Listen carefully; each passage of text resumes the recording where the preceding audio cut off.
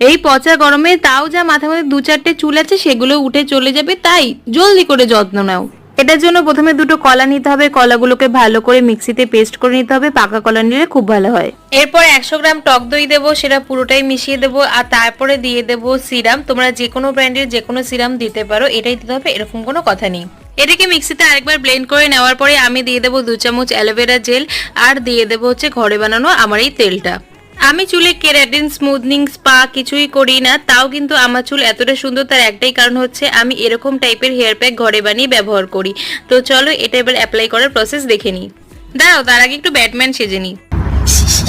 Hair প্যাকটা চুলের সিঁথি কেটে কেটে ভালো করে স্ক্যাল্পে, চুলের গোড়ায় আর একেবারে চুলের নিচে ফাটা ফাটা অংশগুলোতে ভালো করে আমি মেখে নেব। আর ভালো করে মেখে নেওয়ার পরে আমি কিন্তু 1 ঘন্টা ওয়েট করব, একটা শাওয়ার প্যাক লাগিয়ে দেবো। তারপর হেয়ার ওয়াশ করে নিলেই লং সিল্কি শাইনি হেয়ারের এটাই হচ্ছে রহস্য।